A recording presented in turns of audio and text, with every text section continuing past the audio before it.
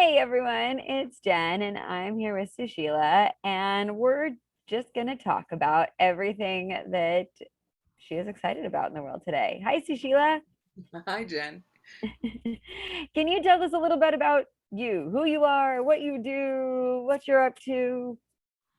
Who I am and what do I do? My goodness. Well, I mean, in the lab, I'm doing two courses. One is the tarot. It's based on the tarot. It's using the symbolism in the tarot to sort of navigate your life through the week. And the other one that I do is a tapping class based on the issues that come up in the tarot Mm. and how to clear those Ah, blocks and how to manifest the opposite of those blocks. That does excite me. that is really cool. So in class, are you doing like tarot spread readings for the week or for the individual class members, or what does that look I like? Yeah, at the end of every class, I actually do a little reading for the collective, and it seems to apply. And it's just a short reading, and it's sort of flavored with the card of the week. And that card of the week, I pull out, I've got kind of a collection happening here. So, a growing collection of tarot cards and of tarot decks. And I like to look at the symbolism across the board and sort of see what appeals to different people. Mhm. And the little reading that I do at the end of the class is flavored with that one card. And so sort of Mm, everything that everyone does will be sort of flavored with that card. And if they're interested in doing their own cards at home or they're not, it doesn't really matter. It's just sort of that lens that we can look at what's happening in our lives with. nice. So I'm just trying to see if I get it right. So, like, you pull a card, and that's the card of the week. And then most of the class is actually spent discussing like the themes associated with that.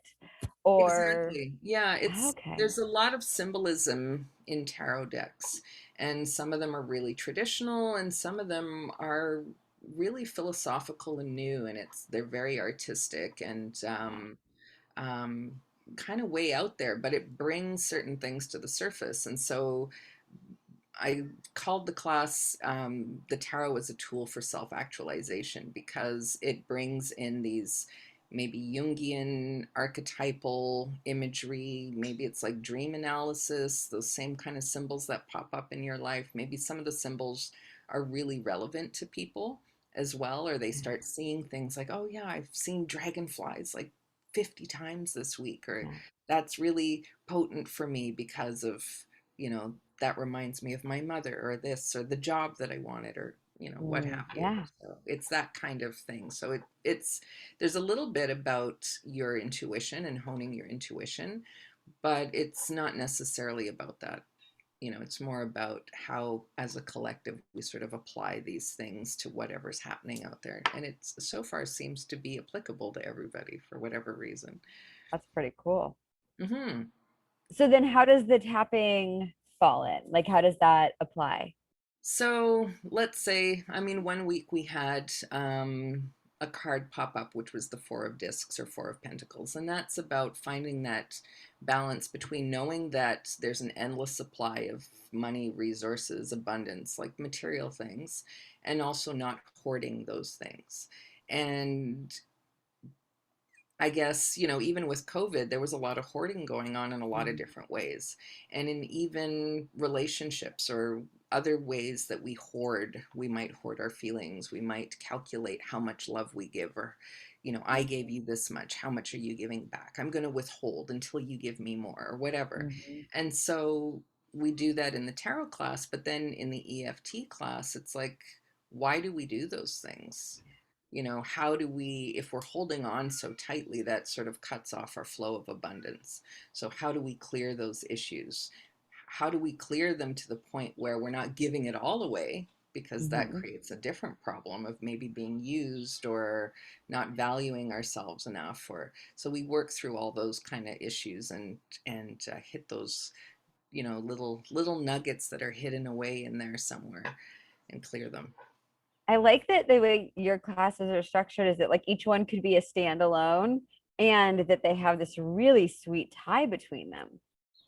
Yeah, they can That's really totally cool. stand alone. It's whatever's happening that week, and I think there's a lot of, the energies that are happening maybe astrologically or just where people live or the things that are happening out there are sort of impacting everybody now. We're in this global community, and the lab is also a community too, so people do tend to experience things kind of all at the same time, and sometimes it's the same feeling but it's applicable to a different aspect of their life. Yeah. So for one person it might be a financial issue, another person it might be an intimate relationship issue, but it's actually the same issue. Yeah. Hmm. I always love when that happens in class where you bring up a topic and it you see how it manifests in so many different ways in all of our lives. And yet you see this like, the common thread between um, all of the ways things can show up. Um, And they do, and they're connected. The yeah, the lens that we look at relationships is the same lens that, how are we interacting with whoever and whatever in whatever area. We have our personality and we're interacting with some external force in a certain way. And then there are things that hinder us, and we have biases, and we have, all these different programming things, and a lot of those things were not put there by us. So how do we clear those? How do we? That's why I named it blast your blocks. It's yes. yes, and it's a tongue twister. So yes, yes, blast your blocks with EFT. So it does. It blasts them right out there. That's really cool. Okay, so then can you I mean, I know what tapping is in EFT, but I mean, I think there's also this sort of like mystique to it, sort of like the tarot, right? Like there's Hmm. it's sort of one of those things like either you know a whole bunch about or you probably know very, very little. Um, so can you tell us more about that? Yeah, I mean, it is a really weird thing, I have to say, even for myself, even when I'm one-on-one with a client and we're doing EFT or tapping, and it stands for Emotional Freedom Technique. You're using neurolinguistic programming, and you're using the body's energy meridians. So the same meridians that you use for acupuncture, acupressure. You're tapping on them while repeating what I'm saying. And often what happens is the person on the receiving end almost goes into the state of Yeah. like a hypnosis in a way, which Mhm. is really good because then they're really accessing that deep, Yeah. deep part of their brain. And because they're not generating the words themselves, they're not lying to themselves in that moment. So just the fact that I'm Mm, saying something that they're now repeating, their brain is kind of going, "What? What do I? Oh yeah. Oh, I didn't know oh yes, I do that."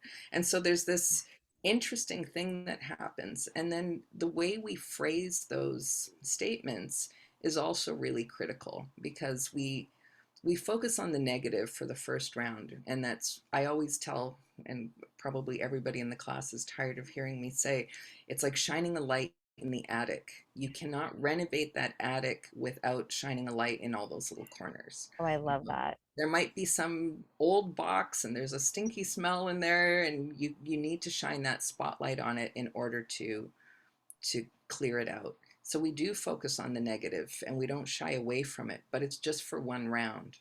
Yeah. So you get it, you don't dwell on it. You say the worst thing possible, even if you know it's Mhm. like I shouldn't say that, or I shouldn't swear, or I Mhm. shouldn't hate that person, or what. Just get it out, Mhm. and then we fix it after. And the middle round is we say things, and that's really where that neuro linguistic programming part comes in, is that we say things in a way that our brain can accept them. Mm, So, if you've done affirmations, sometimes our brain goes, "What? yeah. That's so far away from my reality that I So not my reality. Yeah. I just don't buy it." And you might buy it for the moment, but it might feel good for the 3 minutes that you actually sit there and do your affirmations. Hmm. This way, it goes in there, and your brain's kind of like, "Huh, well, I don't know. I can't really argue with that." So I don't. And then that mystical thing that happens is that the same issue will pop up again, and your habits, your behavior, and kind of try and do the same annoying thing that you always did, but it doesn't have the charge. Like you know that your pattern, but it just, you're Mm. kind of like, oh, why that doesn't feel, I don't feel that fear, or I don't feel that anxiety, or I don't feel that sense of this isn't possible. That's odd. And then it slowly gets replaced. And then the next thing you know, your brain just doesn't think that way. So it's still amazing to me how it works. And sometimes, even in one session, you'll see somebody's face totally change. Like there's Wow. a weight lifted off them, or they've had a facelift, or they've just moved back like 15 years, like they look 15 years younger because something has cleared. Like you see it energetically, and it feels like it's a mystical, Yeah, I magical would thing. imagine. Yeah. Well, because I don't think we often don't realize like how much crap we're carrying. I Hmm. think we're all so used to, I always like imagine it like, I grew up in Los Angeles, so it's like LAX is like my visualization airport always. I know there other airports exist, but somehow when I talk about airports, like that's the one that like my brain automatically pictures. And I always think of it as like, we're all walking around with like all this like Samsonite luggage or whatever, like hauling behind us. And we're that we don't even necessarily notice it. And so, yeah, like if when we drop a piece, like it's all of a sudden we get so much energy back because Yeah. we're not hauling it around the same way. And it's very nice of you to envision a suitcase. What I often see is, somebody's carrying like a rope or something, and there's a cart back there, and they Yeah. have no idea what's in the cart. And so new thing, it flies back there, and another thing flies back there, and they're moving and they're going and they're used to this thing, and all of a sudden it's like, excuse me, did you Yeah. look back there in a while? And you look back and you're like, whoa. It's like my entire life's worth of belongings, and maybe even some previous, my parents and grandparents junk is back there.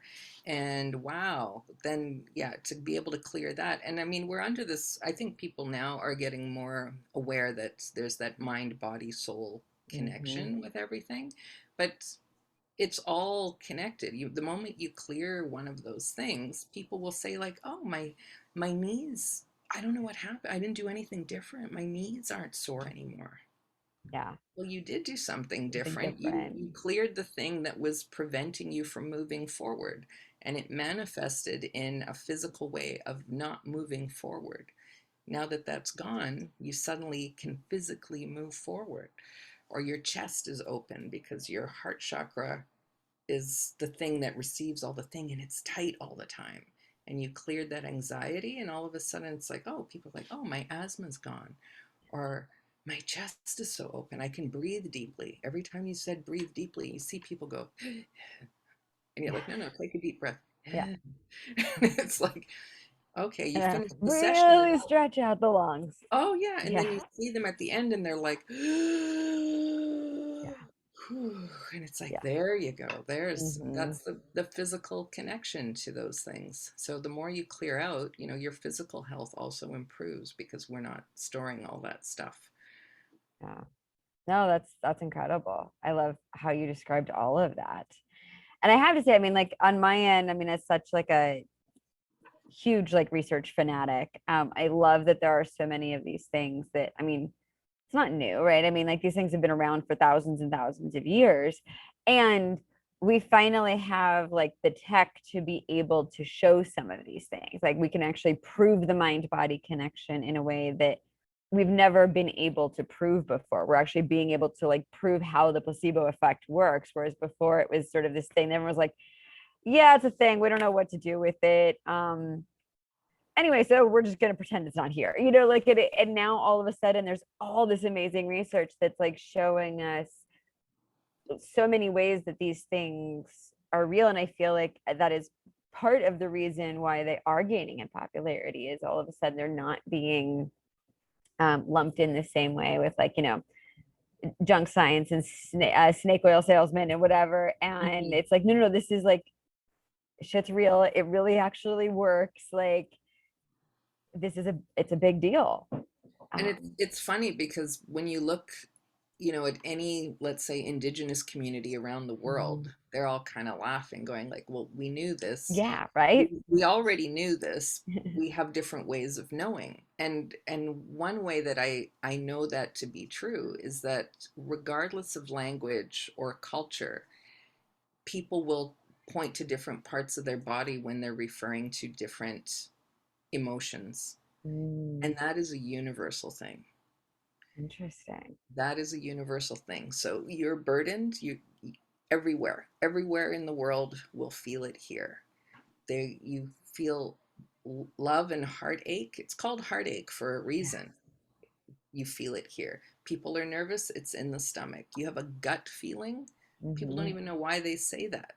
Yeah. It's Because it's in literally in your gut. it's in your solar plexus. That's Yeah. what that energy center is for. All those other things, that feeling of when you need security and stability, you feel it in your root chakra. You don't have it, it's it's sealed up. Yep. So these are things that and third eye people, you Mhm. actually, if it we're not around pollution and calcification and all those things, you actually feel this stimulation happening here. So we're just, the science is catching up to what we Mhm. knew Yeah, as a collective a long time ago in a different way. totally. Yeah. Yeah, I just love seeing it all. Come Um, together. yes. Like I like because I study like different things, almost like different languages, So to me, watching where they all overlap, like this beautiful Venn diagram of different theories and schools of thought and ways of being, um, is fascinating when we see where the overlaps are, which Mhm. I feel like have always been there. This is not like new. It's just really cool that now I feel like the overlaps are getting bigger and more cemented in.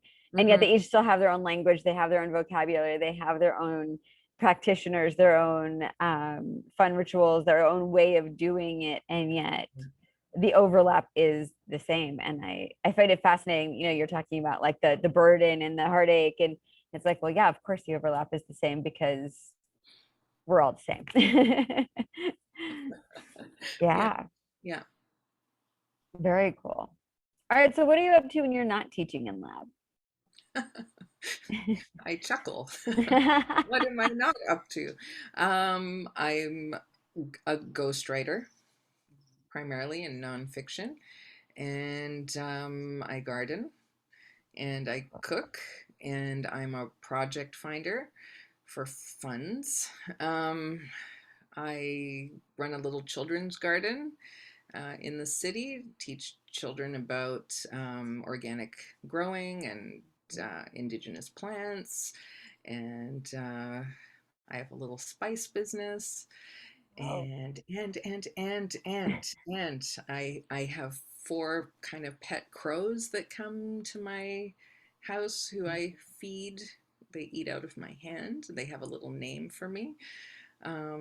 There's a horse involved that I haven't been able to see because of COVID, but yeah, and there's a dog and a cat and three grown kids. So there's a lot of stuff.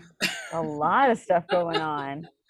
That's and amazing. and I do photography, and I've been doing swing dancing all through COVID, and yeah, trying to make time to practice my Irish drum, and That is yeah. so amazing. Oh my gosh. So like, do you even know what boredom feels like? Like, is that a thing you've experienced in the last, I don't know, 10 years, 20 years, 30 years? Not in the last 51 years. No, And that's no. amazing. I love it. I think I don't know, I'm gonna butcher the heck out of the quote, but I remember reading somewhere, it's a fairly well-known quote that, um boredom is just your brain looking for something to do or something like that. I remember reading that like years and years and years ago and thinking like, yeah.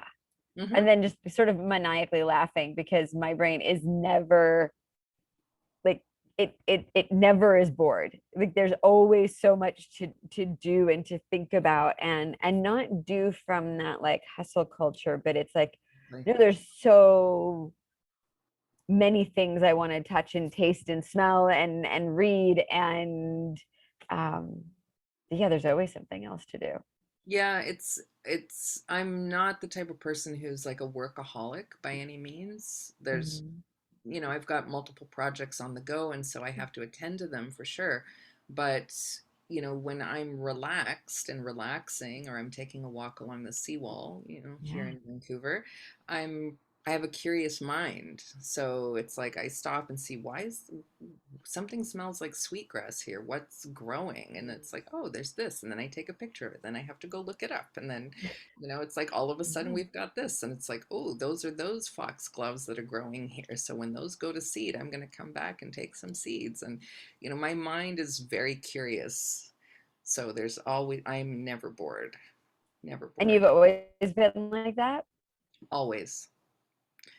The moment I Cool. was hatched from the pod, I would I hit the ground running.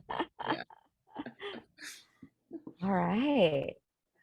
Well, our time is almost up, but is there anything you want to sort of leave all the lab members with, or something you'd like to share? Um, I know it's like that scary I I open-ended should question of like I should have anything. something very profound. I think one of the things is that a lot of people might have the feeling that they don't think they can actually ever get better at Mm, something, or the way they feel, or something like that, because they might not have experienced it yet. mhm, Or they experienced it only when they were really young, and this new phase, this paradigm that they're living in, is kind of the reality, and they kind of assume that they can deal with parts of it but not all of it. mm, And I would say, try something new. Just keep trying new things, because I think sometimes people are pleasantly surprised at how good they can feel. They just it is possible, and they don't know that it is actually possible. They might think it's possible for other people, but not for themselves. And I frequently run into people who go like, "Oh my gosh, if I had only tried that before." Well, it doesn't matter. You've tried it now, and you're clearing stuff. So I think I that's what I love would that. tell people. That is a beautiful final thought. Thank you. Oh, thank you. Well, have a wonderful afternoon. And we will see you in class. Okay, great. Thank you. Bye. Bye.